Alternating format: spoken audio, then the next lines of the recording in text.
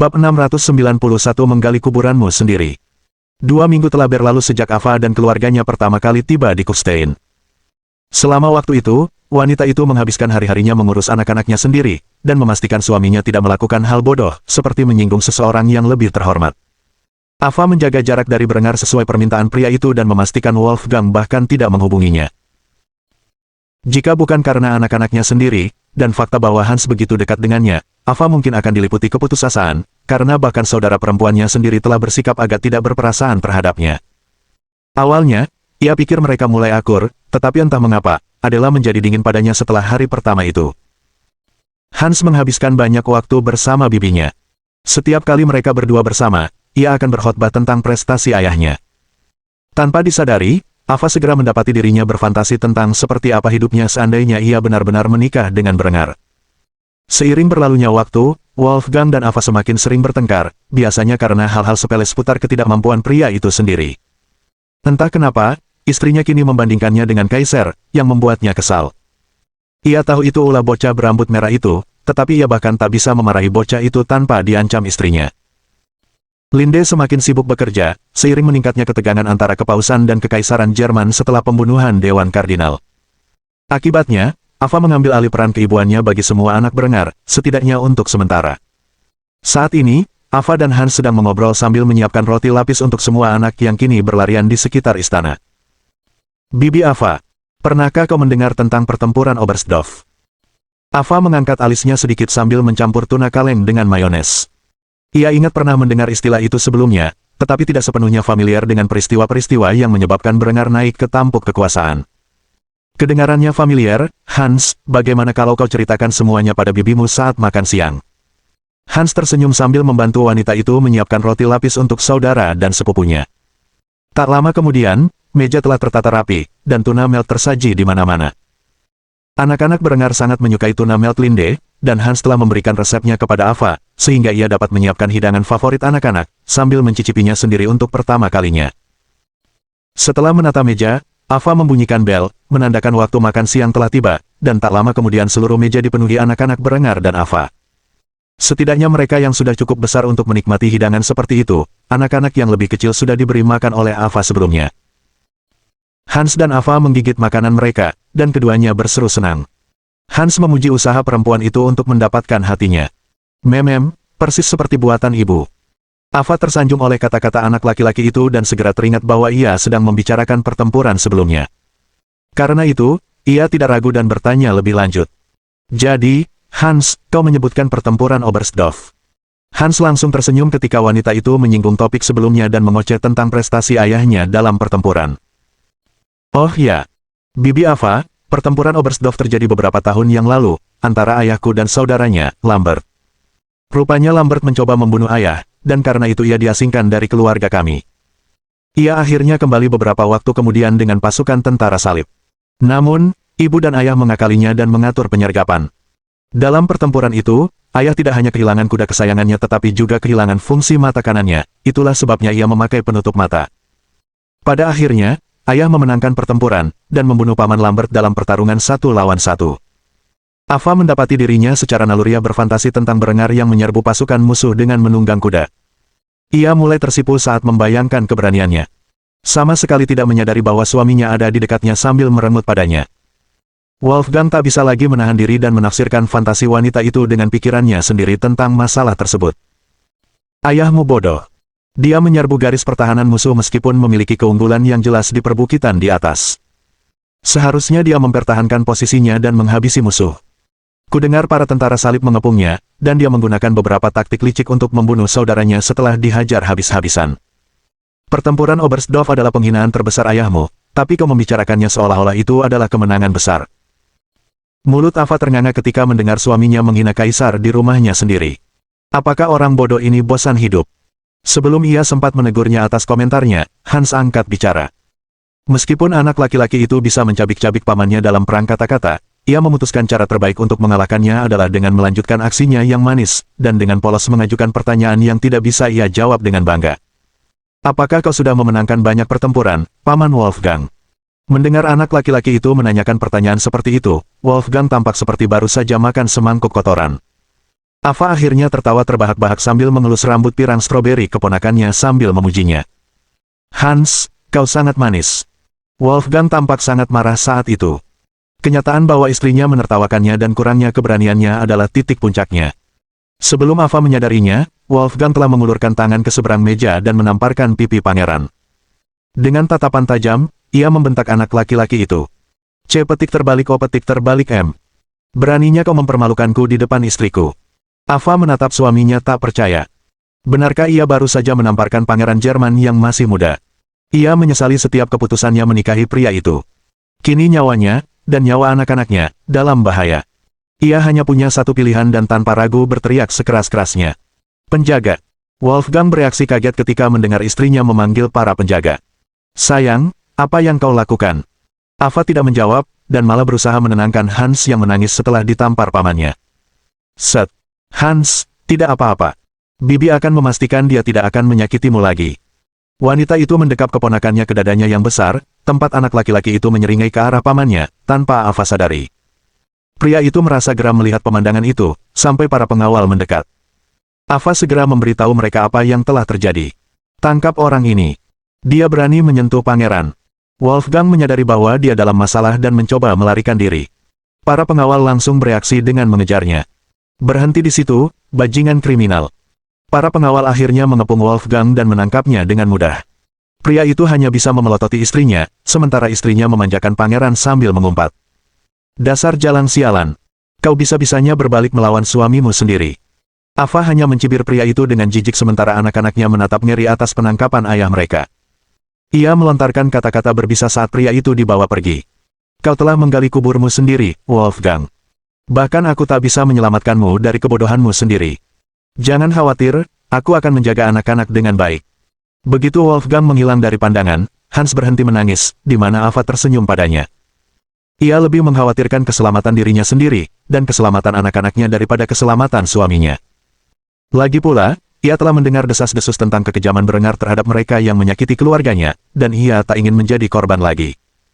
Ia mencium pipi Hans yang memerah sambil berusaha mendapatkan bantuannya.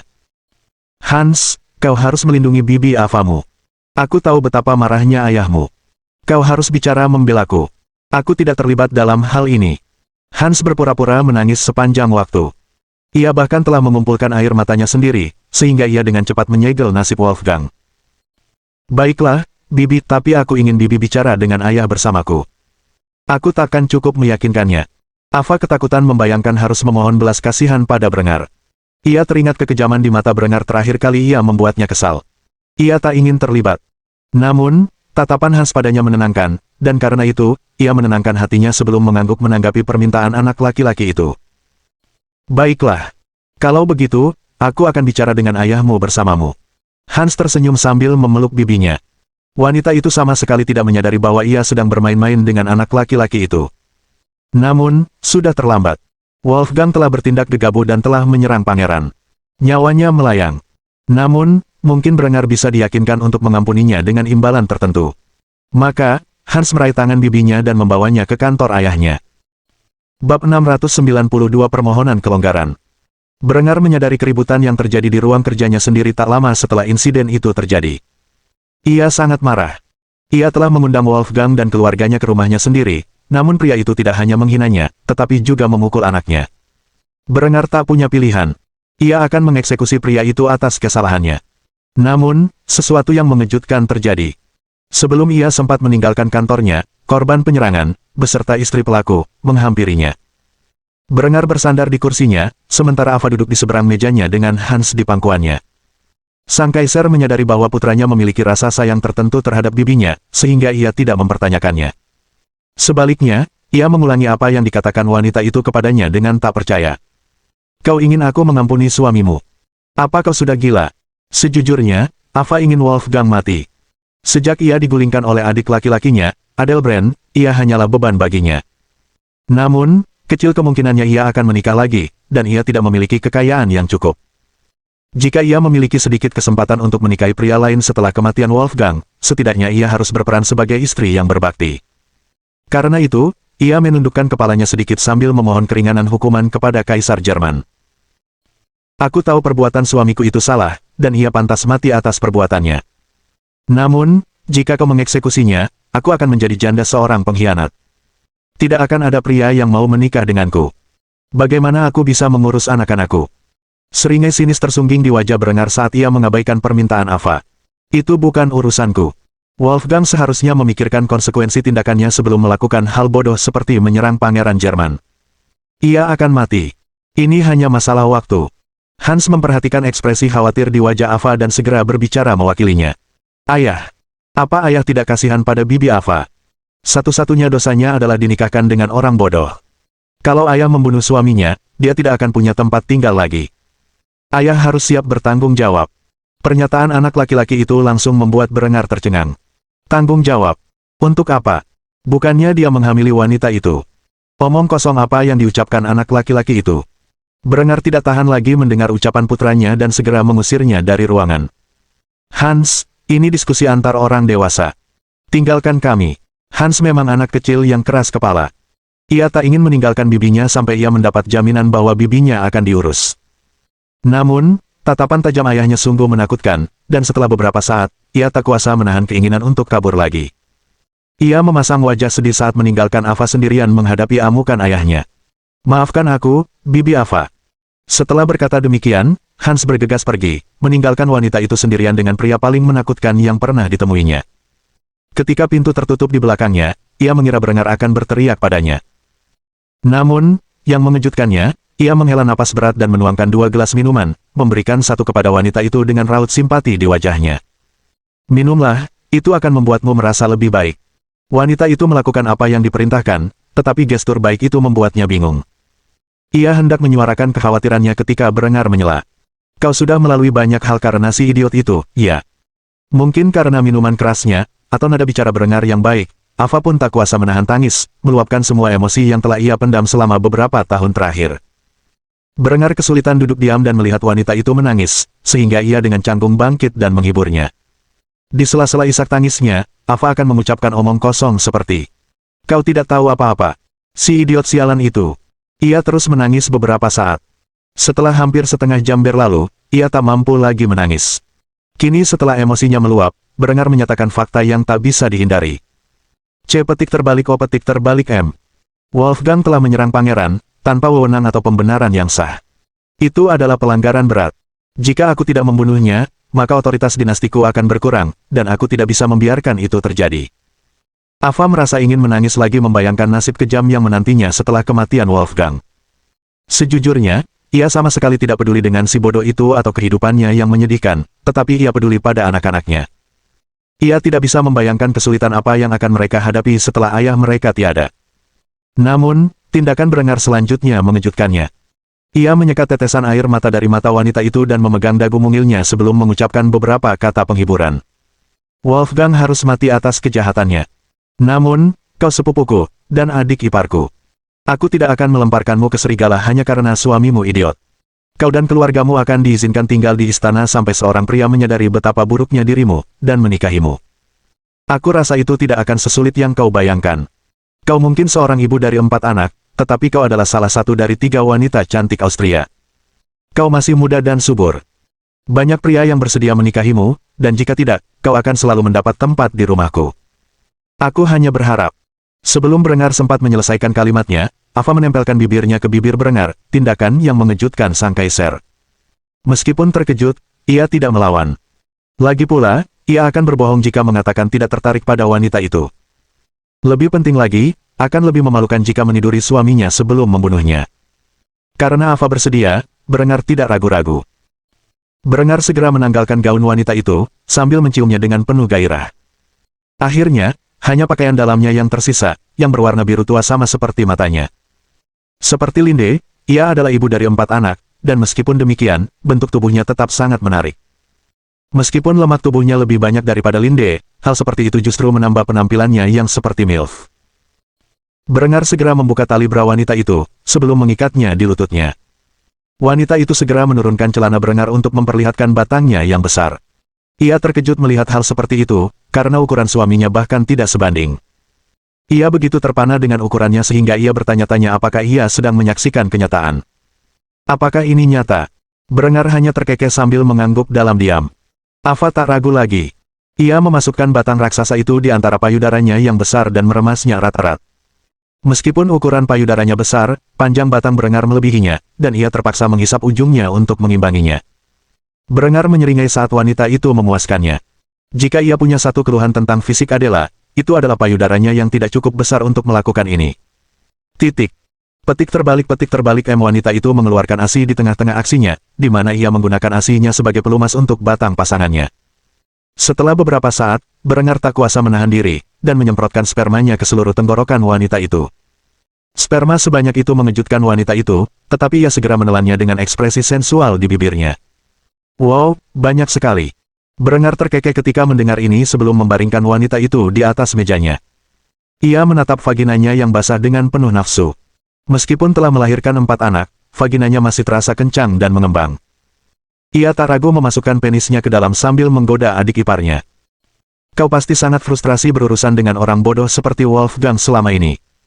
Baiklah, izinkan aku mengganti ingatanmu dengannya. Dinding vagina Ava menyedot Berengar seperti penyedot debu.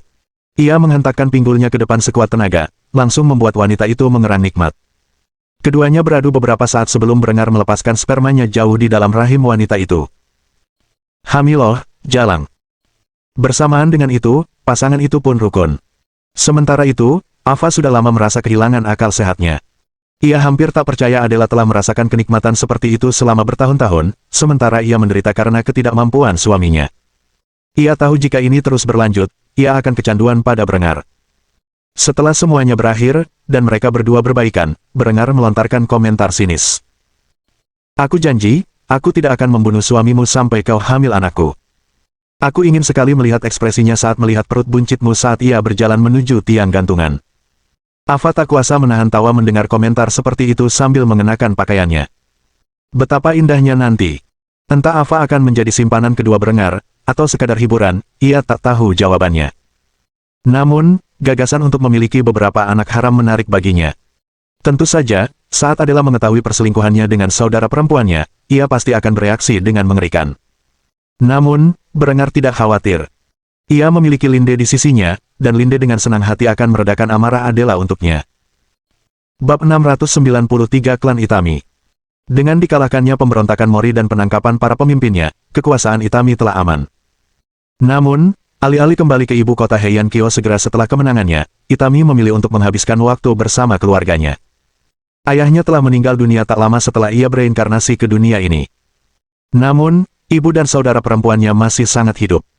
Mereka telah mendengar desas-desus tentang eksploitasi Itami Ryo selama beberapa tahun terakhir, tetapi hampir tidak mempercayai apa yang mereka dengar. Hingga akhirnya, pasukan yang terdiri dari lebih dari 10.000 orang tiba di rumah mereka, bersumpah akan mempertahankan benteng dari musuh yang akan segera datang. Setelah pertempuran usai dan mayat-mayat telah dibersihkan, Ryo memasuki rumahnya untuk pertama kalinya setelah bertahun-tahun. Ia memegangi dadanya, merasakan debaran jantungnya yang hebat saat pria itu berjalan menuju pintu masuk rumah keluarganya. Perempuan muda itu sangat cemas karena ia takut akan gagasan untuk bersatu kembali dengan keluarganya. Terakhir kali ia berbicara dengan ibunya adalah ketika ibunya pergi dalam keadaan yang tidak baik. Ryo telah mengangkat pedang sebagai pembalasan atas pembunuhan ayahnya. Sesuatu yang sangat dibenci ibunya.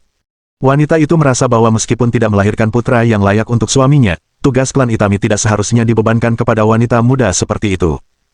Ibu Ryo memiliki beberapa pilihan kata untuk diucapkan dan pada akhirnya, Ryo meninggalkan keluarganya untuk membalas dendam. Saat Ryo melangkah melewati pintu rumah keluarganya, sesuatu yang tak terduga terjadi. Seorang gadis muda cantik yang tak lebih dari 15 tahun, mengenakan kimono, bergegas menghampirinya, dan memeluk erat permaisuri baru itu, seolah statusnya yang agung tak ada apa-apanya dibandingkan ikatan yang mereka jalin. Ryo jatuh ke lantai di pintu masuk kastil, sementara para pengawalnya menatap ngeri. Mereka gagal menyadari atau menghentikan ancaman seperti itu terhadap permaisuri mereka. Mereka hendak merenggut gadis itu dari pelukan Ryo, ketika ia melotot mengancam. Tatapan mata merah darah permaisuri yang menakutkan membekukan tindakan para pengawal yang hanya berdiri diam dan menyaksikan kedua wanita muda itu berpelukan di tanah. Ryo berusaha keras untuk tidak tersipu malu ketika menyadari para prajuritnya sedang memperhatikan keintimannya dengan adik perempuannya. Akhirnya, ia menjauhkan wajah gadis muda itu dari wajahnya dan memarahinya. Momo-chan, lepaskan. Apa ini cara untuk memanjakan One-chanmu? Gadis bernama Itami Momo itu langsung cemberut, rambutnya yang hitam legam mengalir deras di wajahnya seperti sungai tinta. Sudah lama ia tidak bertemu kakaknya. Hal itu cukup menyayat hati bagi gadis yang selalu bergantung pada kakak perempuannya sejak kecil. "Ne-chan, kamu jahat sekali." Ryo cepat-cepat menepuk jidatnya sambil berdiri dan membersihkan seragamnya. Ia mengulurkan tangan untuk membantu adik perempuannya, yang dengan senang hati memeganginya. Berdiri di ambang pintu menyaksikan seluruh kejadian itu adalah pendukung Ryo yang paling setia, Jenderal Shibaki Yohiko, yang tidak tahu harus bereaksi bagaimana terhadap apa yang disaksikannya. Ketika Ryo menyadari ekspresinya, ia memperkenalkan adik perempuannya dengan senyum canggung. "Ini adik perempuanku, Itami Momo. Seperti yang bisa kamu lihat, dia agak manja." Momo cemberut sekali lagi ketika mendengar hal ini sambil menegur Ryo karena memperkenalkannya dengan cara yang aneh. "Ne-chan, jangan membuatku terlihat aneh." Ryo hanya tersenyum sambil mengelus rambut adik perempuannya. Ada urusan yang lebih penting daripada menghibur bocah nakal ini, jadi ia segera bertanya tentang ibu mereka. "Momo-chan, apakah Mibu-san ada di sekitar?" Sebelum Momo sempat menjawab, suara seorang wanita tua yang dewasa menyela. Ada nada sinis dalam suaranya, seolah-olah ia sedang memarahi anaknya yang nakal karena begitu tidak berbakti pada tugasnya. "Ara-ara, apa itu cara untuk memanggil ibumu? Hatiku hancur melihatmu memanggilku dengan sebutan informal seperti itu. Apa salahku sampai pantas menerima sebutan seperti itu?" Sosok montok seorang wanita cantik dewasa muncul di lorong. Wanita itu, meskipun berusia awal 40-an, tampak seperti setidaknya 10 tahun lebih muda. Wajahnya terpahat indah dengan sedikit tanda-tanda penuaan. Wajahnya menyerupai rubah betina, dan auranya seperti rubah berekor 9. Para prajurit yang biasanya memuja Ryo sebagai dewi perang mereka langsung terdorong untuk berlutut di hadapan kecantikan yang begitu memukau. Namun, di bawah tatapan mata permaisuri yang selalu waspada, mereka tak berani melakukannya. Gesekan antara kedua wanita itu bagaikan membelah berlian. Ryo memelototi ibunya dengan ekspresi rumit, sementara wanita bernama Mibusaya hanya menatap putrinya dengan angkuh. Tahun-tahun telah berlalu dengan baik, meskipun Ryo tidak secara eksplisit mengirimkan salam kepada keluarganya melalui tulisan, ia memastikan bahwa ibu dan saudara perempuannya dirawat dengan baik. Kekayaan yang dimiliki wanita itu cukup untuk membeli banyak kota. Wajar saja, ia menjalani kehidupan yang sangat mewah di kastil yang dibangun Itami untuknya. Tak pernah mengkhawatirkan keselamatan dirinya maupun putri bungsunya. Ryo menatap kimono mewah yang dikenakan wanita itu dan mendesah berat sebelum mencoba melontarkan komentar sinis. "Mibu-san." Akan tetapi, sebelum Ryo sempat mengucapkan kata-kata itu, ibunya memukul puncak kepalanya dengan kipas sutra dan menguliahi gadis itu tentang bahasa informalnya. "Ini Oka-san. Panggil ibumu dengan benar." Ryo berusaha keras untuk tetap tersenyum saat menghadapi desakan ibunya. Pada akhirnya, ini adalah pertempuran yang tak akan dimenangkannya, dan ia tahu itu. Maka, dengan desahan berat, ia pun menuruti tuntutan perempuan itu dan memanggilnya dengan sebutan yang tepat. "Oka-san. Sepertinya tahun-tahun ini begitu baik untukmu. Kau bahkan terlihat lebih muda daripada saat aku pergi." Si cantik dewasa itu tertawa kecil saat membuat komentar yang mengejutkan. "Semua ini berkat produk-produk yang kalian hasilkan di domain Itami. Krim kulit yang kalian hasilkan sungguh luar biasa. Kurasa, jika ada satu hal baik yang bisa dipetik dari pemberontakan kecil kalian, itu adalah semua kemewahan kecil yang kalian berikan untukku dan adikmu. Kalian tidak tahu berapa banyak lamaran pernikahan yang harus kutolak demi Momo kecil." Momo tersipu ketika mendengar ibunya mengucapkan omong kosong seperti itu dan segera berteriak protes. "Oka-san, jangan ngomong yang aneh-aneh." Ryo mendesah ketika menyadari keluarganya baik-baik saja tampaknya, bahkan tampaknya mereka sama sekali tidak terpengaruh oleh pengepungan yang terjadi beberapa jam sebelumnya. Ia langsung menyesal mengkhawatirkan kedua perempuan itu ketika menyadari betapa mereka tampaknya tidak peduli dengan konflik di luar perbatasan mereka. "Oka-san, saya akan tinggal di sini beberapa hari sebelum kembali ke ibu kota." "Saya harap itu tidak masalah, iya." Mibusaya tersenyum saat mendengar ini dan memimpin jalan bagi Ryo dan pasukannya menuju rumahnya. "Tentu saja. Aku menantikan kunjunganmu. Kita punya banyak hal untuk dibicarakan sekarang setelah kau akhirnya pulang. Malu sekali kau, nak, seharusnya kau mengunjungi ibumu lebih awal. Apa kau tidak punya rasa bakti kepada orang tuamu?" Saat itu, Ryo ingin mencari tebing terdekat agar ia bisa melompat. Ibunya selalu seperti ini. Akhirnya, ia dan para pengawalnya mengikuti ibu dan adik perempuannya ke kedalaman kastil, tempat Mibusaya telah menyiapkan pesta untuk mereka. Semua bahan pokok yang diperkenalkan Itami ke dalam masakan Jepang tersedia. Para wanita dewasa terus-menerus menyuapi sake kepada putrinya sementara keduanya terlibat dalam percakapan yang tak masuk akal. Momo memperhatikan dari samping dengan sedikit rasa iri di hatinya ketika ia melihat perhatian istimewa yang diberikan ibunya kepada kakak perempuannya. Memang selalu begitu. Dari kedua bersaudara itu, Rio adalah kesayangan orang tua mereka. Ia pikir dengan kepergian Rio, ibunya akan lebih menyayanginya, tetapi ternyata tidak. Suasana canggung antara saya yang menyayangi Rio dan Rio yang dengan sopan menolak kebaikan perempuan itu pun berakhir ketika perempuan cantik yang sudah dewasa itu mengajukan pertanyaan serius kepada putrinya. Jadi, Rio, kapan kamu akan menikah? Rio hampir menyemburkan sakenya ketika mendengar ibunya begitu berani membahas topik yang paling menjengkelkannya. Ia langsung memarahi ibunya karena membicarakan hal-hal seperti itu. Itu bukan urusanmu. Kenapa kau bertanya begitu padaku? Wanita itu memiliki senyum anggun di wajahnya saat dia meletakkan dagunya yang mungil di telapak tangannya sambil berpura-pura tidak tahu. Hah, tapi umurmu sudah 19 tahun, tapi kau masih belum menikah. Jangan bilang kau tidak punya pelamar. Ya ampun, memang seperti yang kutakutkan. Sikapmu yang bersemangat itu telah membuat semua pria baik menjauh. Kalau Okasan tidak turun tangan untukmu, kau akan mati tua dan sendirian. Rio langsung membalas upaya ibunya yang ingin ikut campur dalam kehidupan cintanya dengan ekspresi bingung di wajahnya. Sama sekali tidak. Aku tidak mau kau menjodohkanku dengan pria tak dikenal. Aku menolak untuk menikah sampai aku menemukan pria yang mampu mengalahkanku dalam pertempuran. Bukan salahku semua pria di negara ini tidak berguna. Saya hanya minum sakenya sendiri sebelum menggelengkan kepala dengan raut wajah iba. Ia hanya menggumamkan kata-kata itu. Oh, kasihan sekali kau. Setelah mengatakan itu, wanita itu terdiam. Rio melihat sekeliling dan melihat ekspresi canggung di wajah semua orang yang hadir, lalu segera pergi dengan marah. Persetan, aku butuh udara segar. Momo mencoba mengejar adiknya, tetapi saya hanya menatapnya dingin, membuat gadis itu terpaku di tempatnya. Maka, pertemuan pertama Rio dengan keluarganya setelah beberapa tahun berakhir dengan suasana canggung.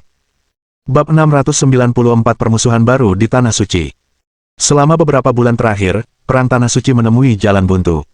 Tentara salib telah merebut sebagian wilayah dan, dengan jatuhnya wilayah tersebut, sebagian besar wilayah di sekitarnya pun jatuh ke tangan gereja Katolik.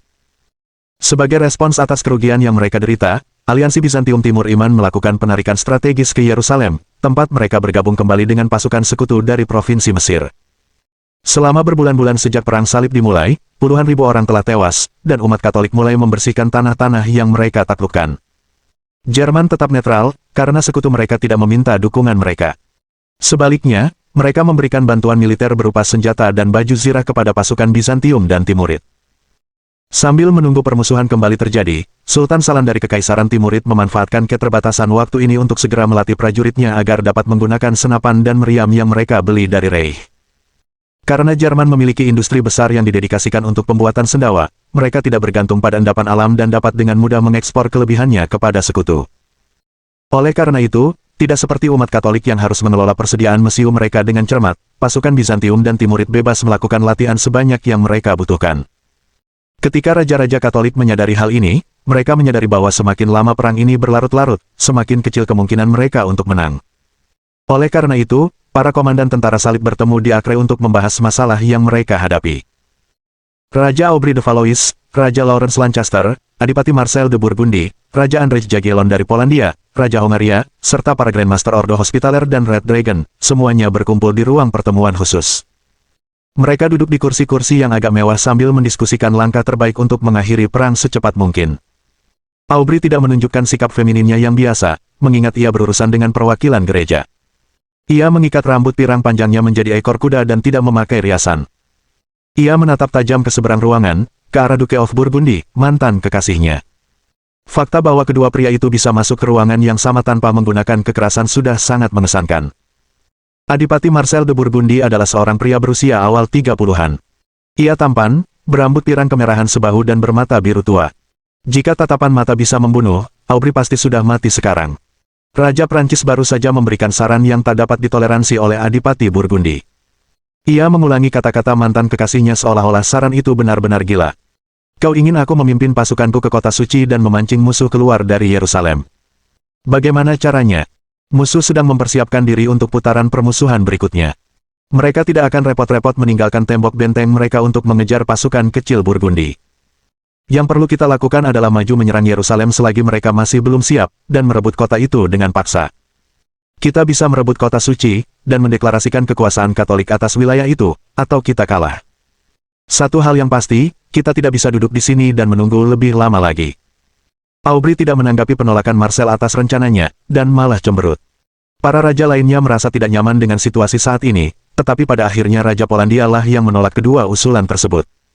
Saat ini, strategos Mesir telah mengerahkan pasukannya ke Yerusalem. Jika kita menyerang kota itu, biayanya akan sangat mahal.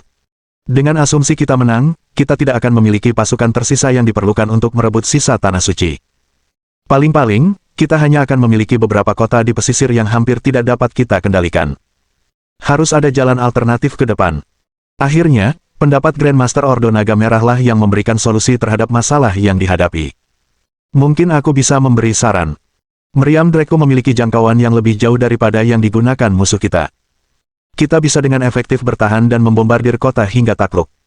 Berapapun pasukan yang mempertahankan kota, tidak masalah jika mereka tidak bisa mencapai artileri kita. Mereka pada akhirnya akan dipaksa menyerah, dan kita tidak perlu mempertaruhkan nyawa prajurit kita. Para raja menatap sang Grandmaster Ordo Naga Merah dengan ekspresi tercengang. Kenyataannya, mereka begitu terbiasa tertinggal secara teknologi dari musuh-musuh mereka dalam segala hal sehingga mereka bahkan tidak memikirkan kemungkinan ini. Meskipun senapan laras panjang berulir dari Ordo Naga Merah kurang memiliki daya ledak, atau fleksibilitas untuk benar-benar efektif di medan perang, senapan-senapan itu merupakan senjata pengepungan yang sangat baik. Senapan-senapan itu kemungkinan besar dapat membombardir pertahanan musuh hingga tak tersisa.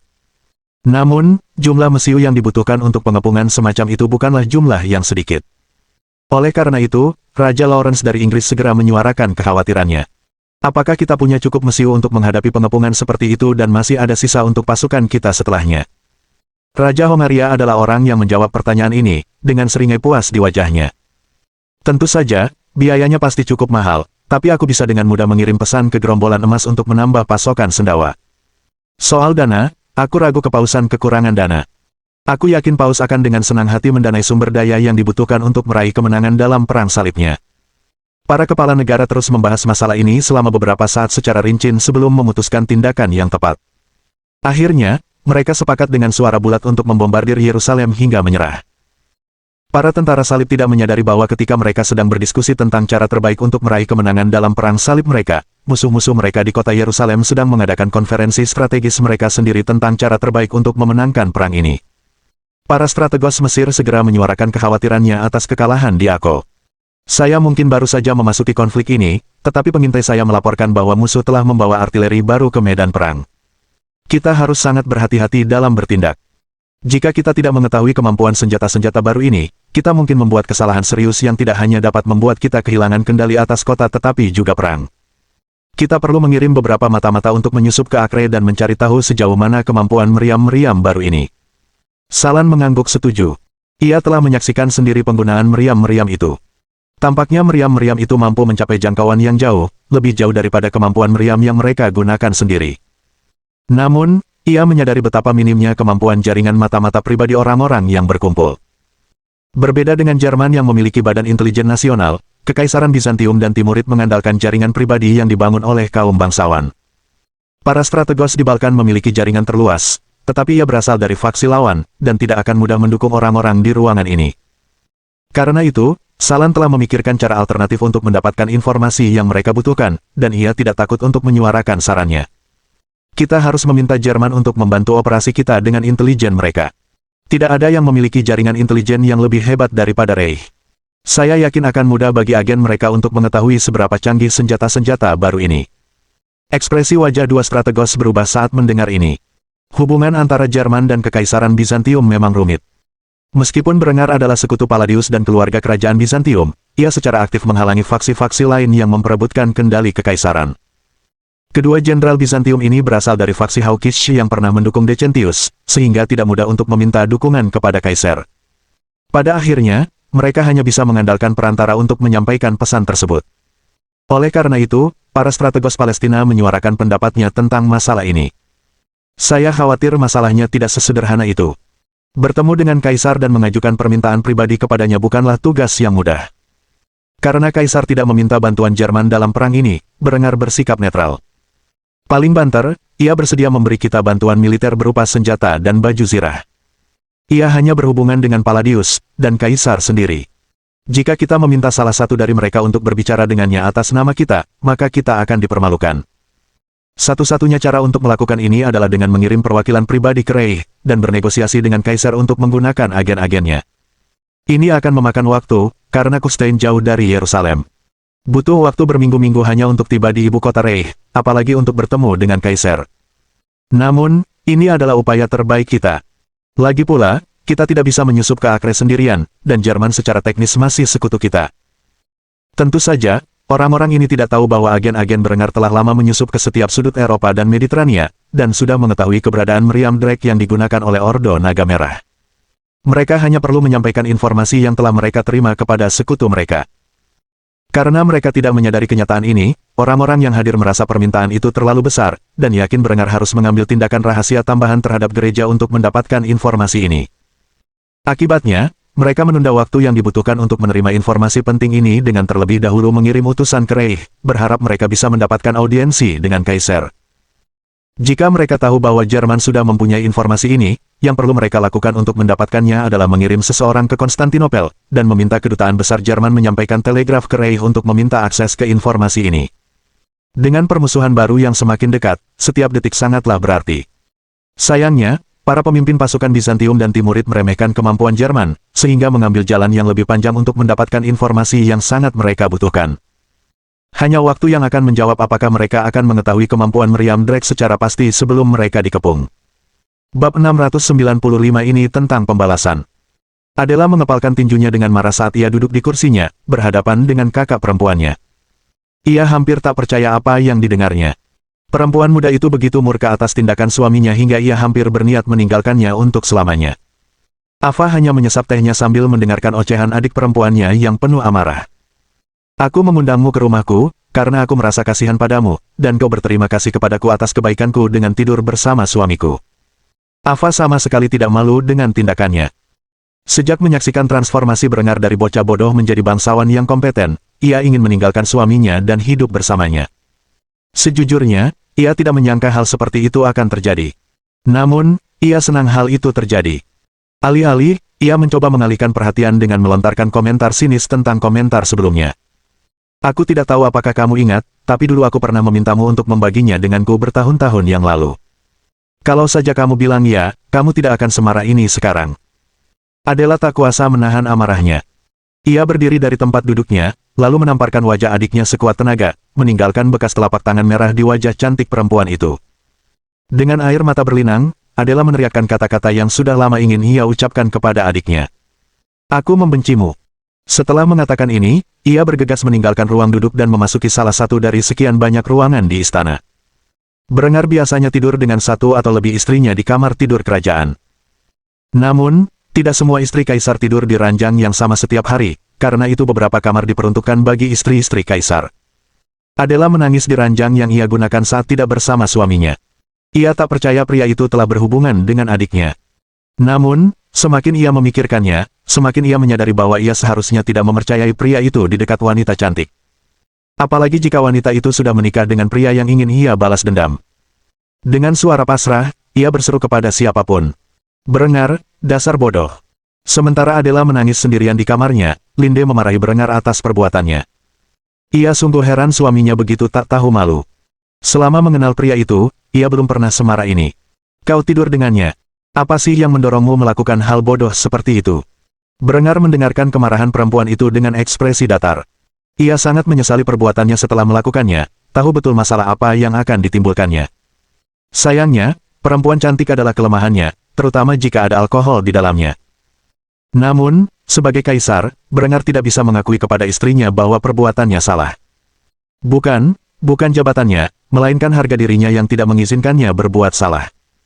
Wajar saja, ketika terdesak dan dipaksa menjelaskan tindakannya kepada istrinya, Berengar tak hanya menggandakan, tetapi melipat gandakannya. Apa yang kau harapkan dariku, Linde? Si brengsek Wolfgang itu memukul anak kita. Untuk pertama kalinya dalam hidup Linde, dia benar-benar marah dengan perselingkuhan Berengar, bukan karena dia peduli Berengar telah tidur dengan perempuan jalang, tetapi karena dia khawatir dengan penderitaan yang pasti akan ditimbulkan hal seperti itu kepada Adela saat dia mengetahuinya. Terlebih lagi, pria itu memberikan alasan yang sangat tidak logis untuk tindakannya. Seandainya dia mengaku mabuk, bernafsu, dan melakukan kesalahan, wanita itu pasti akan lebih lunak. Namun, begitu mendengar alasan yang begitu tumpul untuk tindakannya, ia berteriak sekuat tenaga kepada pria itu. Jadi, kau tidur dengan istrinya. Apa-apaan itu? Kalau ada yang menamparkan anak kita, kau potong tangannya, atau kau eksekusi, kau tidak boleh meniduri istrinya. Apalagi kalau istri itu kakak perempuan istrimu. Kau benar-benar keterlaluan. Kenapa kau tidak mengaku saja kalau kau salah? Berengar menolak untuk mengalah, meskipun ia sadar betul betapa besar kesalahannya, tetapi jika ia tunduk kepada Linde sekarang dan meminta maaf atas tindakannya, Linde tidak akan pernah menghormatinya seperti dulu. Di masa lalunya, ayah Berengar pernah menanamkan sebuah kata bijak kepadanya, yaitu, jangan pernah minta maaf pada wanita.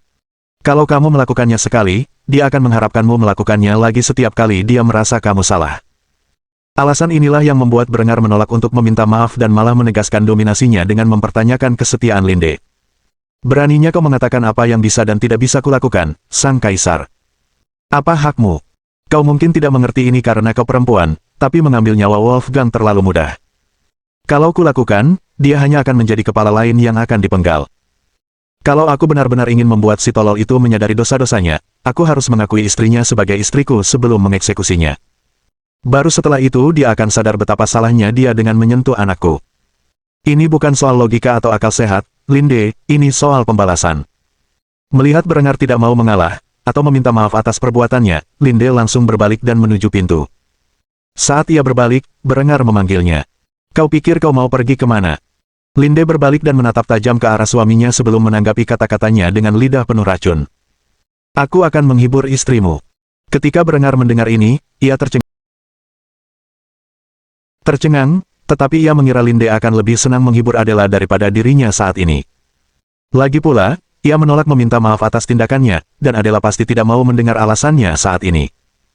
Maka, Linde meninggalkan Berengar sendirian, di mana ia menenggelamkan emosinya yang campur aduk dengan alkohol dalam jumlah yang banyak. Setelah bertengkar dengan suaminya, dalam upaya bodoh untuk memaksa pria itu meminta maaf atas tindakannya, dan mengakui bahwa apa yang dilakukannya adalah sebuah kesalahan, Linde segera menemukan jalan di lorong tempat dia melihat putranya menghibur pelacur yang telah menyebabkan kontroversi ini. Linde sangat marah ketika melihat perempuan itu menangis. Ada bekas telapak tangan merah yang terlihat di pipinya, yang Linde duga berasal dari Adela. Ia segera memanggil putranya dan memaksanya menjauh dari bibinya. Hans, kemari sekarang juga. Aku nggak mau kamu nongkrong sama perempuan itu. Hans berpura-pura tidak tahu setelah menyaksikan kemarahan ibunya. Ia belum pernah melihat ibunya semarah itu, dan sejujurnya, ia agak takut dengan apa yang mungkin dilakukan ibunya dalam keadaan seperti itu. Rupanya, rencananya berhasil, dan ayahnya telah menjadikan Ava salah satu simpanannya, kalau tidak, ibunya tidak akan semarah itu. Tetap saja, sang pangeran merasa aneh ibunya bersikap seperti ini padahal ia begitu mendukung semua perempuan lain dalam kehidupan suaminya. Ia mulai berpikir bahwa ia ternyata tidak memahami seluk-beluk romansa manusia. Biasanya, ia akan berjuang untuk tetap di sisi bibinya dan menghiburnya, tetapi ketika ia melihat tatapan tajam ibunya, tulang-tulangnya hampir terlepas dari kulitnya. Hans segera berjalan terlatih-tatih menghampiri ibunya dengan kepala tertunduk. Tanpa sengaja, rencananya terbongkar saat Linde menatap tatapan bersalah anak laki-laki itu dengan tatapan ingin tahu. Ia segera mencengkeram telinga Han dan menariknya sambil menginterogasi anaknya tentang tindakan skandalnya. Dasar bocah nakal. Kau yang melakukannya. Benarkan? Mendengar suara melengking ibunya, Hans hampir mengotori dirinya sendiri. Ia tak akan menyangkal pertanyaan ibunya saat ibunya sedang panik, dan hanya menjawab dengan anggukan kecil. Melihat anak laki-laki itu menanggapinya dengan patuh, Linde menyeringai sebelum bertanya lebih lanjut tentang motifnya. Apa sebenarnya yang mendorongmu melakukan hal seperti itu? Hans bahkan tidak sanggup menatap mata ibunya saat ia mencoba membenarkan perilaku liciknya. Aku hanya ingin semua orang bahagia. Aku tidak menyangka itu akan berhasil. Linde merasa ingin sekali menamparkan anaknya sendiri saat itu juga, tetapi ia menarik napas dalam-dalam dan menenangkan diri sambil memandangi wajah manis anak laki-laki itu. Ia tak bisa terus-menerus marah pada anak laki-laki itu, meskipun perbuatannya telah membuatnya sakit kepala. Namun, tindakannya tak luput dari hukuman. Ia segera menjatuhkan hukuman kepada putranya sebagai balasan atas perbuatan nakalnya. Kau dikurung di kamarmu selama 2 minggu ke depan. Selain sekolah dan korps kadet, kau tidak boleh meninggalkan asramamu sampai aku mengizinkannya. Kau tak tahu malu, beraninya kau mempermainkan kepala orang dewasa. Kuharap kau merenungkan tindakanmu dan masalah yang telah kau timbulkan. Aku juga mengharapkan laporan lengkap tentang mengapa kau merasa perlu menjadi mak comblang antara ayahmu dan bibimu. Hans langsung memprotes keputusan ibunya. Ia merasa hukuman yang diberikan ibunya tidak adil. Hukuman itu jelas tidak setimpal dengan kejahatannya. Atau begitulah pikirnya. Namun, di bawah tatapan mata ibunya yang geram, Hans tak mampu menyuarakan argumennya sepenuhnya terhadap hukuman yang dijatuhkan, dan hanya menanggapi dengan gurauan kekanak-kanakan. Itu tidak adil. Linde tidak ingin mendengar alasan anak laki-laki itu. Ia segera meraih tangan putranya dan menyeretnya ke kamar sambil terus menceramahinya. Kamu tidak tahu betapa merepotkannya kamu karena memanipulasi bibi dan ayahmu. Kamu seharusnya merasa beruntung karena hanya dihukum 2 minggu. Jelas ayah dan ibumu telah memberimu terlalu banyak kebebasan. Mulai sekarang, peraturan di sini akan jauh lebih ketat. Setelah mengatakan ini, Linde melemparkan putranya ke kamar dan mengunci pintunya. Sejujurnya, itu bukan hukuman terburuk di dunia. Kamar Hans lebih besar daripada kebanyakan suite penthouse, dengan kamar mandi, meja, dan perpustakaan sendiri. Bagian tersulit dari hukumannya adalah menulis laporan kepada ibunya, menjelaskan alasan rencananya. Ia tidak tahu bagaimana ia akan menjelaskan alasannya menginginkan Ava sebagai salah satu ibunya.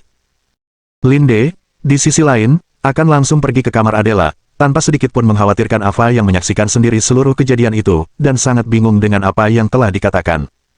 Jika Ava cukup bodoh untuk dimanipulasi oleh seorang anak kecil, Linde tidak akan repot-repot menjelaskannya. Sedangkan Adela, ia masih menangis terseduh-seduh di bantal. Kabar bahwa adiknya telah merayu suaminya sungguh menghancurkannya. Bab 696 Perselisihan Internal Itami Rio. Itami Rio tertidur di atas futon. Itu adalah salah satu penemuan paling awal yang ia bawa ke dunia ini. Ia tidur dengan nyaman, telanjang di balik futonnya. Itu sudah menjadi kebiasaannya, baik di kehidupan sebelumnya maupun di kehidupan ini. Alasan utamanya adalah kenyamanan. Ia tidak suka terlilit pakaian saat tidur. Di tanah milik keluarganya, tentara kekaisaran Jepang tetap waspada. Meskipun para pemberontak dikalahkan dan para pemimpin mereka ditangkap, bukan berarti mereka tidak akan melancarkan serangan balasan. Keluarga Itami sendiri sedang tidur di kamar masing-masing. Setelah bertengkar dengan ibunya, perempuan itu menghabiskan sebagian besar waktunya di wilayah itu dengan menghindari keluarganya. Ia hanya bisa menoleransi kejenakaan ibunya sampai batas tertentu. Meskipun ia menikmati kebersamaan dengan adiknya, gadis itu agak terlalu manja. Bahkan sekarang, Rio harus waspada kalau gadis itu menyelinap ke tempat tidurnya. Wajar saja, begitu pintu kamarnya terbuka, Rio meraih pedangnya dan menghunusnya, lalu mengarahkannya tepat ke wajah imut adiknya. Momo menatap ekspresi acuh tak acuh adiknya yang keji. Ia sama sekali tidak takut pada Rio. Beginilah biasanya mereka berdua bersikap dalam situasi seperti itu. Sebaliknya, ia hanya memukul kepalanya sendiri dengan tinjunya yang kecil dan menjulurkan lidahnya sambil mengejek kakak perempuannya. Sepertinya aku sudah ketahuan. Rio mendesah sebelum menyarungkan pedangnya, lalu menggelengkan kepala. Ia sama sekali tidak merasa canggung bertelanjang di dekat adiknya sendiri. Sebaliknya, ia kelelahan karena perilaku gadis-gadis yang terlalu mesra. Apa yang kamu inginkan, Momo?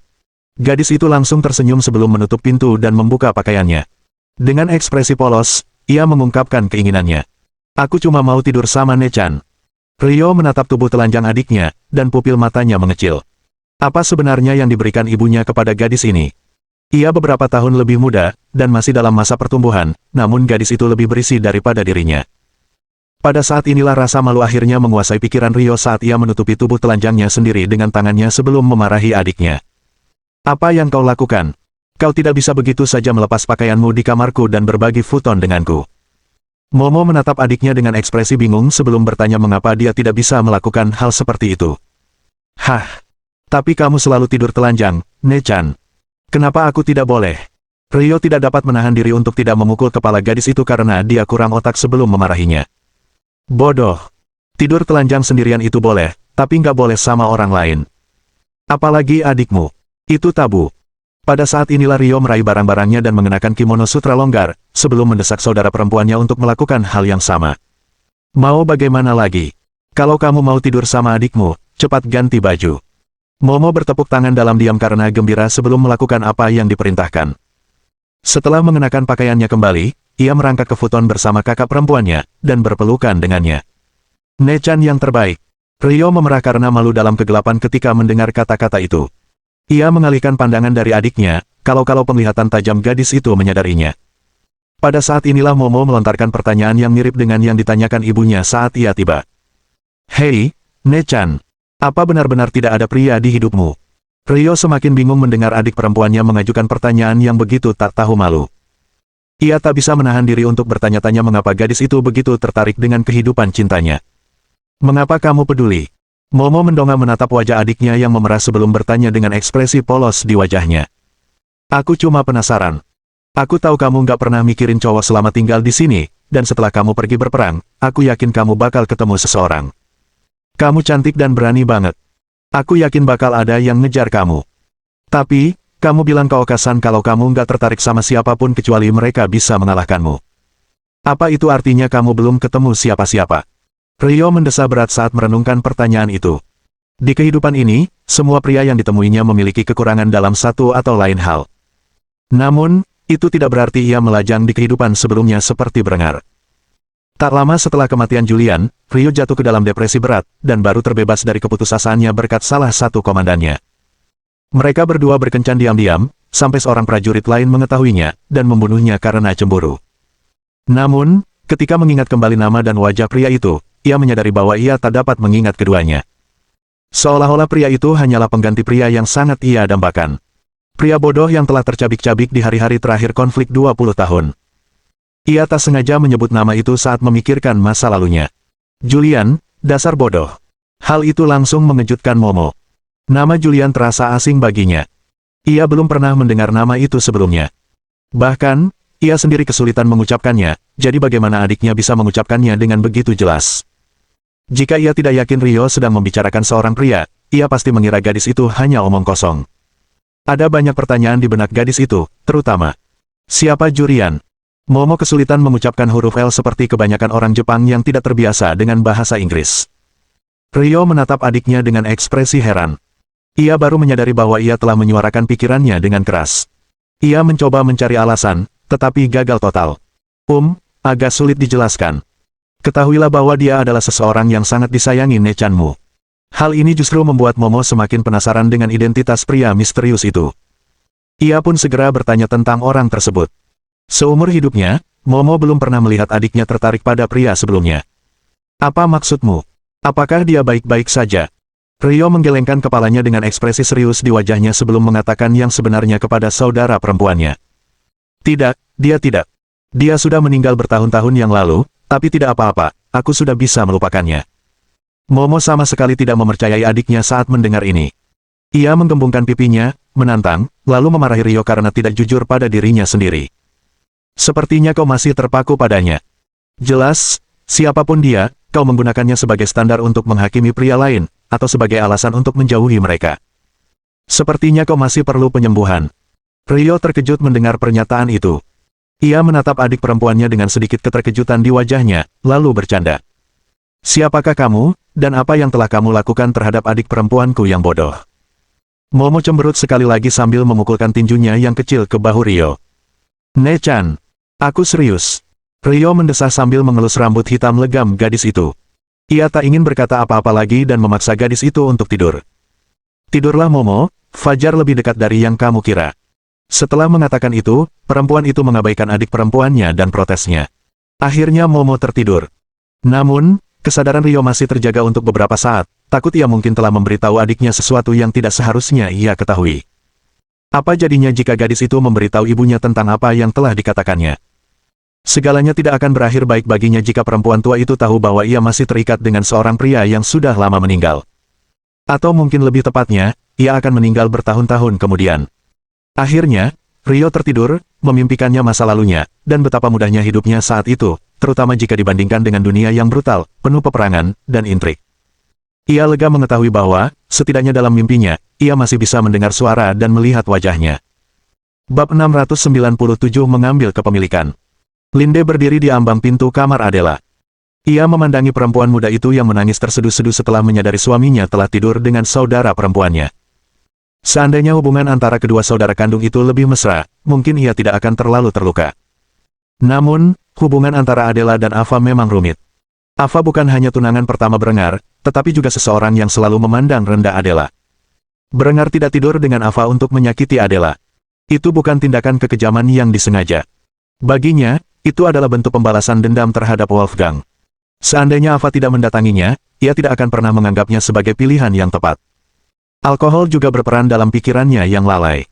Meskipun Linde senang bermain-main dengan Honoria dan Adela, ia berkomitmen pada hubungannya dengan Berengar. Meskipun Berengar telah bersikap bodoh dengan tindakannya baru-baru ini, ia hanya ingin mempertemukan kembali Adela dan Berengar, dan dengan demikian ia datang untuk memperbaiki hubungan dengan gadis itu. Lagi pula, ia tidak pernah bisa mengharapkan Berengar untuk meminta maaf atas perilakunya. Linde menghampiri sosok mungil Adela, yang kepalanya tertunduk di atas bantal, lalu menepuk-nepuk punggungnya dengan lembut. Tindakan tiba-tiba itu membuat gadis itu terkejut, lalu berbalik dan melihat Linde tersenyum hangat padanya. Seketika, Adela membenamkan kepalanya di dada wanita itu dan semakin menangis. Linde, Berengar tidur dengan adikku. Linde menenangkan gadis itu sambil membelai rambut pirangnya yang halus. Ia mendesah berat sebelum mencoba menghibur rival tertuanya di saat ia membutuhkan. Ya, ku dengar. Berengar memang idiot, tapi dia punya alasan. Adela menatap dengan sedikit amarah di mata safirnya saat dia memarahi Linde karena memihak suami mereka. Kenapa kamu memihaknya? Kamu tahu apa yang dia lakukan itu salah.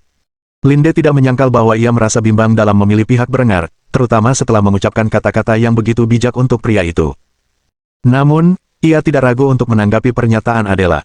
Kau tahu cerita lengkapnya. Suami adikmu yang idiot itu memukul Hans karena amarahnya yang kecil. Hans telah ditangkap dan sekarang menunggu eksekusinya. Ava menjadi histeris setelah penangkapan suaminya, dan Hans, yang khawatir akan keselamatannya, membujuknya untuk memohon ampun kepada Berengar. Kau tahu bagaimana amarah Berengar?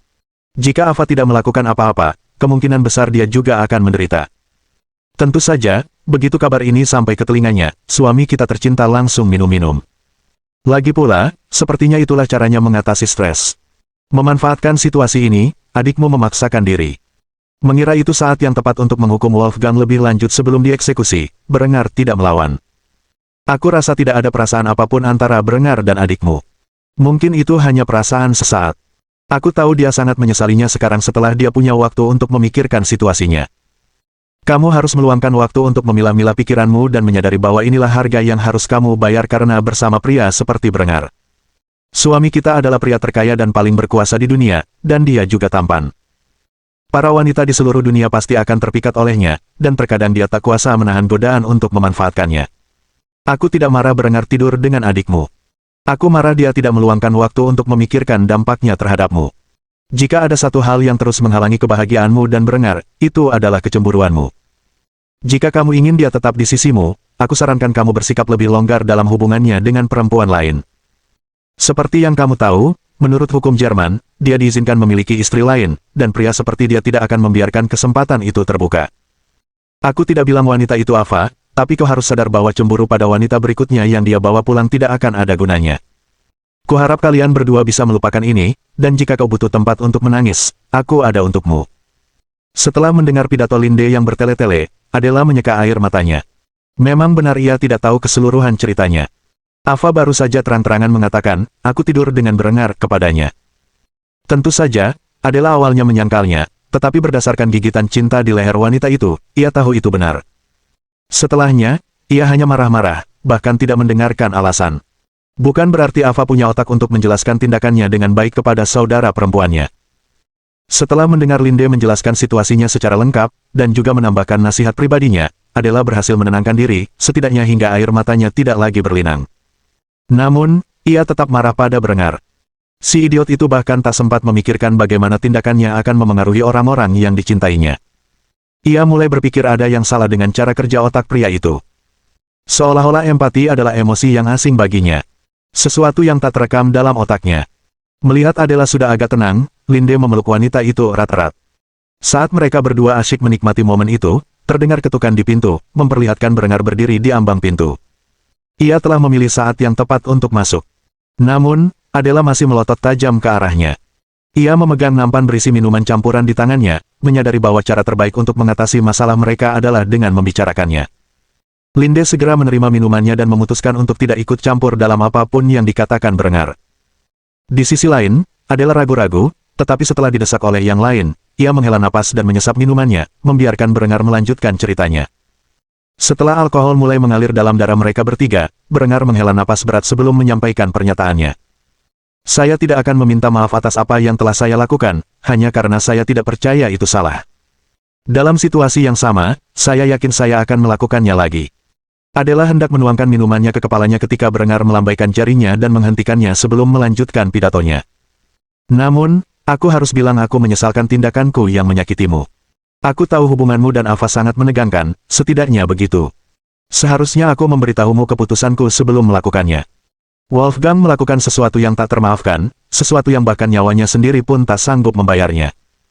Ava mendekatiku, dan aku tahu cara terbaik untuk membalas dendam padanya adalah dengan merebut Ava darinya sebelum kematiannya. Baru setelah itu, dan hanya setelah itu, aku akan merasa puas. Aku ingin kau tahu bahwa aku tidak berniat bertemu adikmu dalam jangka panjang, dan aku juga tidak berencana membesarkan anak-anaknya. Aku yakin orang lain bisa memenuhi peran itu. Karena hubungan kalian berdua sudah begitu renggang, aku akan memindahkannya ke kastil keluarga lama, di mana dia dan keluarganya akan dirawat dengan baik, sampai suatu saat dia bisa bertemu dengan pria yang akan menafkahinya. Seingatku, aku tak pernah punya perasaan terhadap adikmu, dan itu tak berubah. Dia selalu dan akan selalu menyebalkan.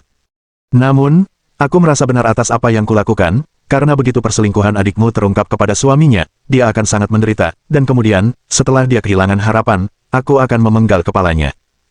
Ini juga akan menjadi peringatan bagi siapapun yang ingin mencelakai keluargaku. Jika kau berani menyentuh sehelai rambut pun di kepala anak-anakku, aku tidak akan langsung membunuhmu. Aku akan meniduri istrimu sebelum melakukannya. Hanya itu yang ingin kukatakan. Luangkan waktu sebanyak yang kau butuhkan untuk melupakan semua ini. Aku akan menunggumu ketika kau siap kembali ke pelukanku. Setelah mengatakan ini, Berengar berdiri dan pergi, meninggalkan Adela dalam kebingungan. Ia sungguh tidak tahu bagaimana caranya melupakan semua ini. Sementara itu, Linde menatap punggung suaminya saat ia meninggalkan ruangan dengan seringai puas di wajahnya yang cantik, menggumamkan satu kalimat pelan. Anjing licik.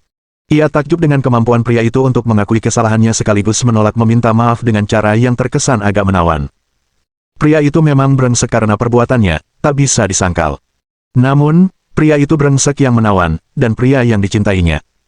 Seandainya ia benar-benar bersujud dan merendahkan diri di hadapan Adela demi mendapatkan maafnya, Linde pasti akan merasa muak dengan tindakannya. Namun, Berengar telah melampaui ekspektasinya, dan karena itu, ia cukup bergairah. Seandainya saja Adela tidak dalam kondisi menyedihkan seperti itu, ia pasti akan memanfaatkan kesempatan ini untuk mengejar kekasihnya dan melihat seberapa banyak stamina yang tersisa setelah perselingkuhan kecilnya.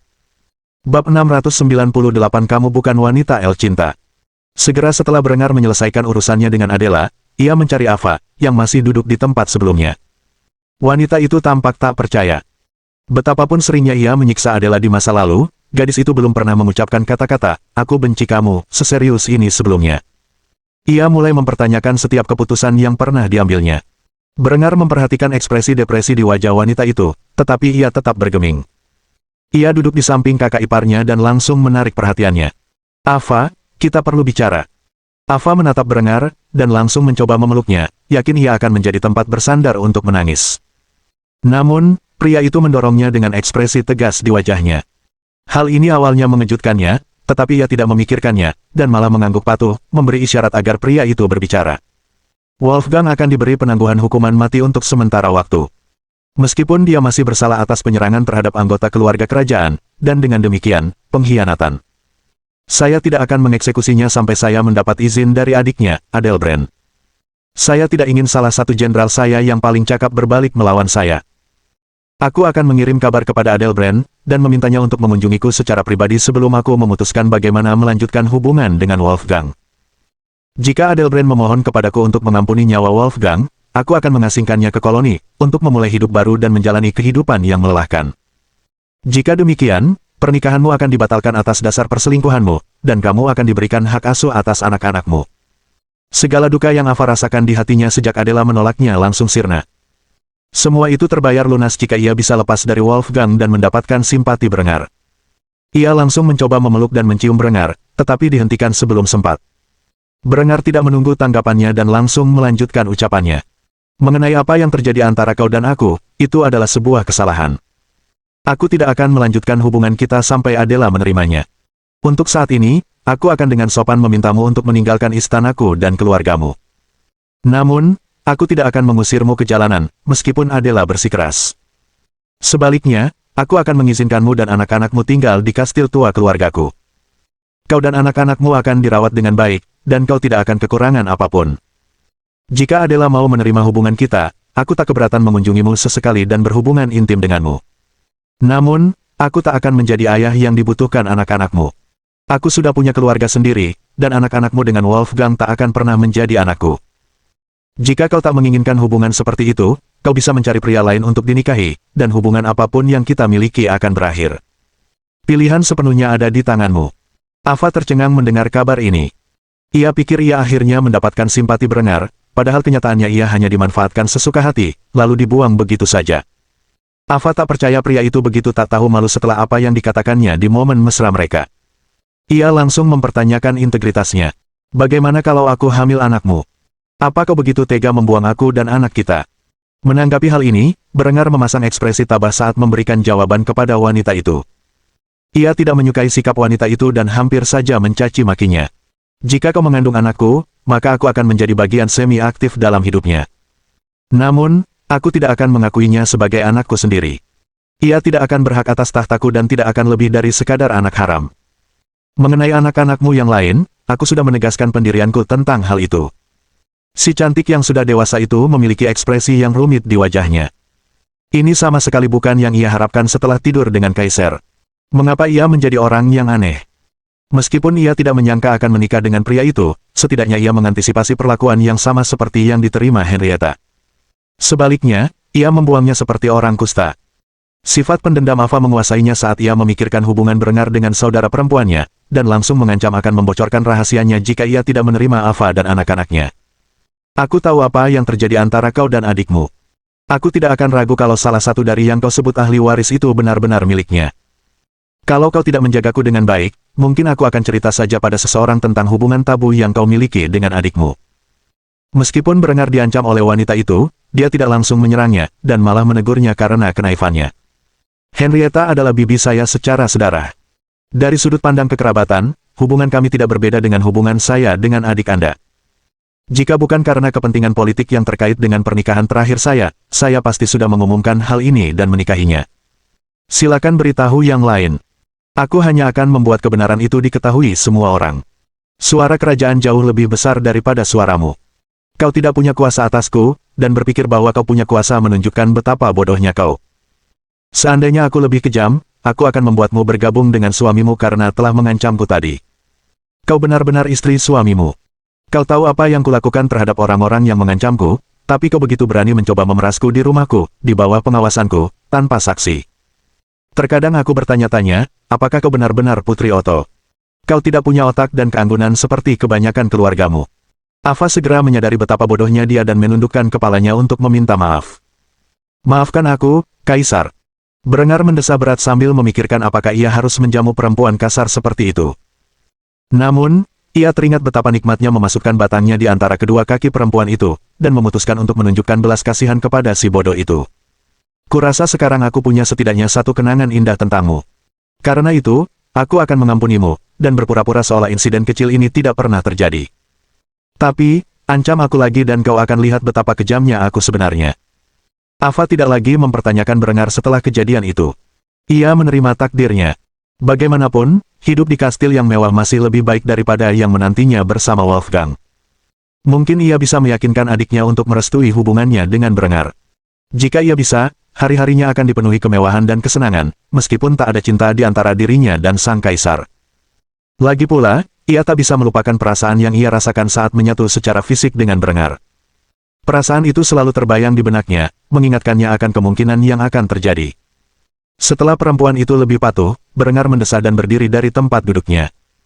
Ia meninggalkan ruangan itu dengan satu nasihat terakhir. Aku akan memberimu waktu seminggu untuk memberitahu anak-anakmu tentang perubahan yang akan terjadi dalam hidup mereka.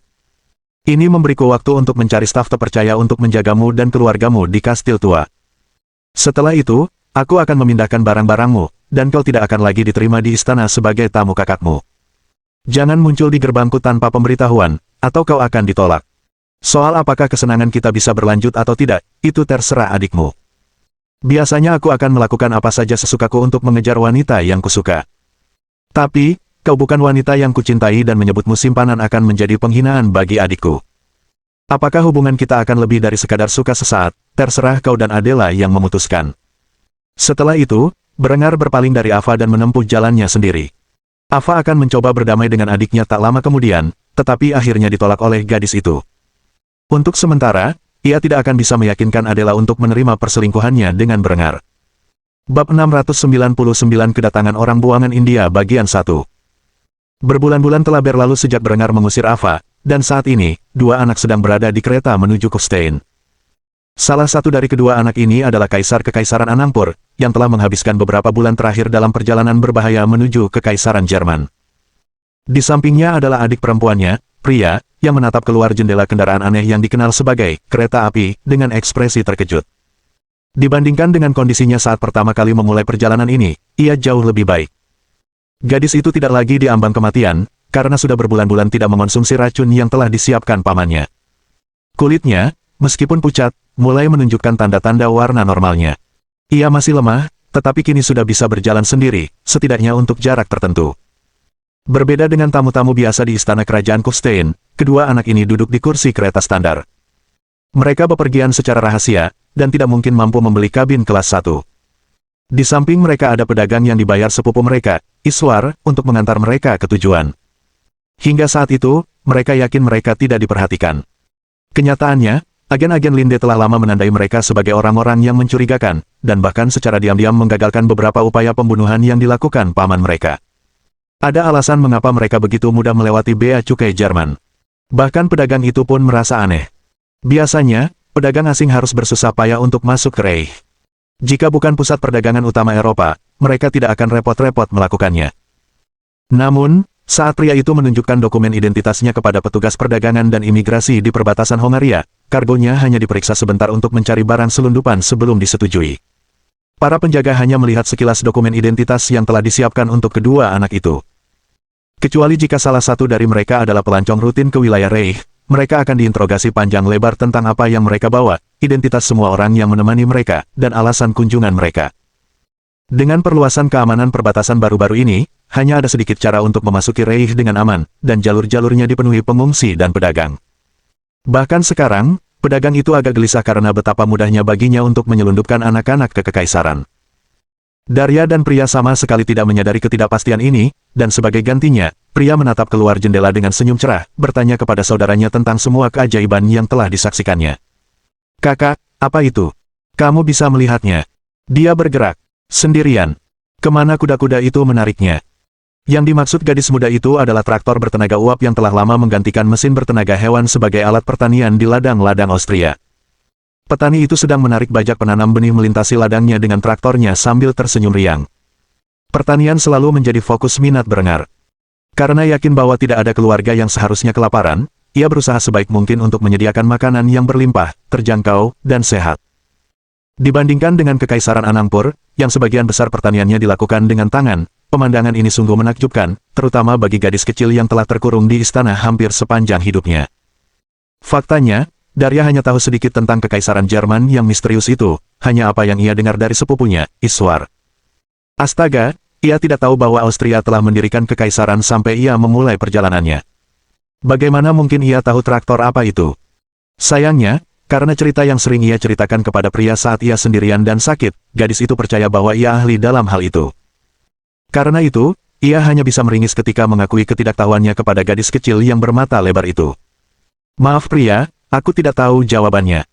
Ekspresi gadis itu berubah sedih ketika menyadari ia tak akan mendapat jawaban, meskipun ia sungguh tertarik pada perangkat luar biasa itu. Seolah mengasihani gadis itu, setelah berbulan-bulan merawatnya, pedagang tua itu pun memecah kebisuannya. "Alat itu disebut traktor. Saya tidak tahu sama sekali cara kerjanya, tetapi itu adalah alat utama pertanian Jerman. Traktor mampu melakukan pekerjaan puluhan hewan dan ratusan manusia. Alat yang terpasang di punggungnya dikenal sebagai bajak penabur benih dan digunakan untuk membajak dan menyemai benih di ladang. Hanya satu orang yang dibutuhkan untuk memastikan perangkat-perangkat tersebut terpasang. Setelah itu, ia tinggal duduk santai dan mengemudikan traktor melintasi lahan yang ingin ditanami. Perangkat inilah yang menjadi alasan utama mengapa Austria saat ini dikenal sebagai lumbung pangan Reich. Saat kunjungan terakhir saya, perangkat-perangkat ini masih langka karena teknologinya baru saja dikembangkan. Tampaknya sekarang perangkat semacam itu sudah umum. Darya memiliki minat di bidang politik dan langsung mengerti apa maksudnya. Rasa ingin tahunya menguasai dirinya, dan ia segera menanyakan pertanyaan yang paling relevan di benaknya. Kalau memang hanya sedikit tenaga kerja yang dibutuhkan di ladang, Lalu kemana perginya para petani? Sang pedagang tersenyum sebelum memberitahu Kaisar Anangpur yang diasingkan dan adik perempuannya tentang seberapa jauh kemajuan Jerman dibandingkan dengan tanah air mereka. Reich tidak memiliki petani, memang ada petani, tetapi seperti yang Anda lihat, jumlah mereka lebih sedikit daripada di tempat lain yang pernah saya kunjungi. Sebaliknya, bekas kelas petani bebas bekerja di bidang apapun yang mereka inginkan. Selama seseorang cukup cakap di Reich, mereka dapat mencapai posisi tinggi tanpa harus terlahir sebagai bangsawan. Itulah sebabnya Anda melihat begitu banyak orang di perbatasan berusaha sekuat tenaga untuk masuk. Tentu saja, orang Jerman adalah bangsa yang bangga. Mereka hanya menerima sedikit orang asing ke tanah air mereka. Kebanyakan perempuan muda, yang mampu menjadi istri dan ibu, dan mereka bersikeras agar para perempuan ini menikah dengan pria Jerman, dan keturunan mereka menikah dengan orang Jerman. Mereka rela melakukannya jika itu berarti melarikan diri dari kehidupan yang menanti mereka di tanah air. Sudah lama sejak terakhir kali saya mengunjungi bagian dunia ini, tetapi tampaknya Jerman sedang mempersiapkan perang besar melawan tetangga mereka. Terakhir kali saya ke sini, pertahanan perbatasan yang luas ini tidak ada. Astaga, dulu wilayah itu masih dikenal sebagai Kerajaan Austria. Pria langsung penasaran tentang seberapa cepat tanah ini berubah dan apa penyebabnya. Pedagang itu tampaknya merupakan sumber informasi yang dapat diandalkan, sehingga ia segera meminta informasi lebih lanjut. Bagaimana Kerajaan Austria menjadi Kekaisaran Jerman, dan mengapa namanya bukan Kekaisaran Austria? Orang tua itu mendesah, sebelum menggelengkan kepalanya, dengan sedih ia harus mengakui bahwa pengetahuannya terbatas. Sayangnya, saya bukan orang yang tepat untuk menanyakan pertanyaan itu. Saya hanya tahu hal-hal yang saya ketahui berkat koneksi saya di Kekaisaran Bizantium. Mereka adalah mitra dagang utama, sekutu Reich. Gadis itu mulai cemberut lagi, dan melihat ini, pria itu merasa hatinya hancur. Maka ia memutuskan untuk berbicara tentang apa yang sedikit ia ketahui. Akan kuceritakan rumor-rumor yang kudengar, tapi aku tidak bisa menjamin keakuratannya. Kekaisaran ini diperintah oleh seorang pria bernama Berengar von Kufstein. Konon 7 tahun yang lalu, ia hanyalah putra sulung seorang bangsawan rendahan. Rupanya, ia mengembangkan teknologi aneh yang memungkinkannya memproduksi baja secara massal. Ia menjadi sangat kaya dengan sangat cepat. Berengar berusaha menghindari urusan politik, tetapi tampaknya tetangganya punya rencana lain. Ia segera terlibat dalam beberapa perang skala kecil dan naik pangkat dalam hierarki bangsawan dengan mengalahkan musuh-musuhnya. Setelah serangkaian kemenangan, ia mendapati dirinya sebagai Raja Austria yang merdeka. Di sana, ia dibenci oleh para tetangganya. Meskipun demikian, wilayah kekuasaannya terus berkembang, dan kekuatan militernya pun meluas. Melalui diplomasi, ia berhasil mengajak beberapa tetangganya untuk berpihak padanya. Sisanya ia taklukkan. Pada akhirnya, ia berhasil menyatukan sebagian besar wilayah Jerman, dengan beberapa wilayah kecil masih berada di tangan para tetangganya. Rupanya, sang kaisar memiliki cita-cita luhur untuk menyatukan rakyatnya menjadi sebuah kekaisaran yang kuat, sehingga ia menamainya Kekaisaran Jerman, alih-alih Kekaisaran Austria. Meskipun Kerajaan Austria lah yang bertanggung jawab menyatukan kekaisaran tersebut. Kisah Berengar von Kufstein menarik. Tergantung siapa yang Anda tanya, ia bisa disebut santo atau iblis. Bagi rakyat Jerman, ia adalah raja yang baik hati, memimpin mereka menuju era baru yang makmur. Bagi rakyat tetangga, ia adalah tiran yang haus darah dan seorang bidah, yang berusaha menegakkan kekuasaannya atas segalanya.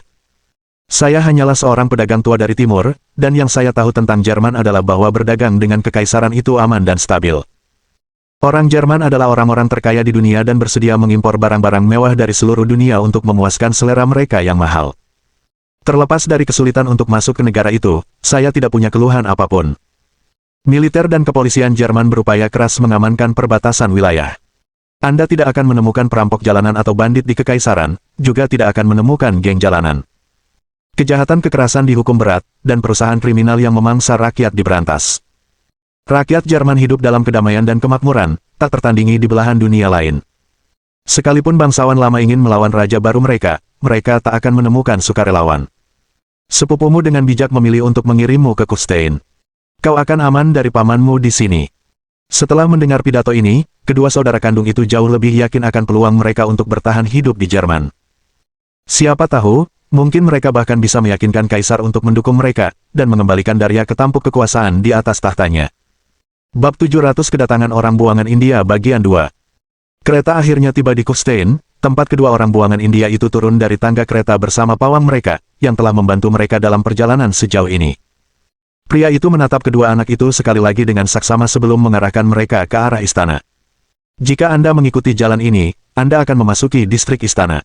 Anda seharusnya bisa mengenali gedung tempat tinggal kaisar karena ukuran dan kemegahannya yang luar biasa.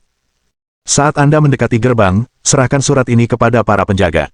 Sepupu Anda, Iswar, telah menjadwalkan kunjungan diplomatik dengan kaisar. Surat ini berisi persetujuan dari kerajaan Jerman untuk kunjungan Anda. Mereka seharusnya mengizinkan Anda masuk ke istana. Namun, jangan kaget jika mereka mencurigai Anda. Lagi pula, Anda hanya berdua di sana, dan mereka pasti mengharapkan delegasi yang lebih besar. Saya khawatir disinilah kita berpisah. Merupakan suatu kehormatan untuk melayani Anda, yang mulia. Yakinlah, selama saya masih bernapas, saya tidak akan mengatakan sepatah kata pun tentang perjalanan Anda kepada siapapun. Darya menatap pria itu dengan senyum getir di wajahnya, lalu mengangguk sebelum menggenggam tangan adiknya. Ia akan bertindak sebagai penopangnya selama mereka berdua menuju istana kerajaan. Ia berterima kasih kepada pria itu atas bantuan yang telah diberikannya selama beberapa bulan terakhir. Terima kasih Ranjan, aku akan mengingat bantuan yang telah kau berikan kepadaku dan adikku. Saat aku kembali ke kekaisaran dan merebut kembali tahtaku yang sah, aku akan memastikan kau mendapatkan balasan yang setimpal atas usahamu. Sang saudagar tersenyum saat mendengar kata-kata itu dan menundukkan kepalanya sebelum pergi. Ini merupakan kehormatan seumur hidup. Setelah mengatakan ini, ia menghilang di antara kerumunan orang yang berkumpul di luar stasiun. Karena pria itu berada di Kufstein, ia bermaksud memanfaatkan pasar yang menguntungkan itu untuk membawa pulang beberapa barang ke Kekaisaran Anangpur. Ada banyak barang yang hanya bisa dibeli di ibu kota Jerman. Barang-barang yang akan dijual dengan harga yang sangat mahal di negaranya. Adapun kedua saudara kandung itu, mereka berjalan bersama sambil berpegangan tangan menuju distrik istana. Karena mereka jelas orang asing, banyak orang yang menatap takjub pada kulit perunggu mereka. Kufstein biasanya hanya memiliki pedagang dari luar negeri. Jarang sekali melihat anak-anak dari timur di ibu kota. Darya tak menghiraukannya dan malah menuntun adiknya dengan hati-hati menyusuri jalan. Gadis itu menatap takjub deretan toko yang tersebar di seluruh distrik perdagangan. Ini bukan pasar terbuka, melainkan pusat perbelanjaan terbuka yang dipenuhi toko-toko yang menjual segala barang yang bisa dibeli dengan uang. Ia memandangi desain busana mewah yang menghiasi manekin di etalase toko dan ingin sekali mengenakan gaun secantik itu. Gadis itu menunjuk ke arah mereka dengan ekspresi gembira dan berbicara kepada saudara laki-lakinya dengan nada penuh semangat. Darya, lihat. Cantik sekali, kan?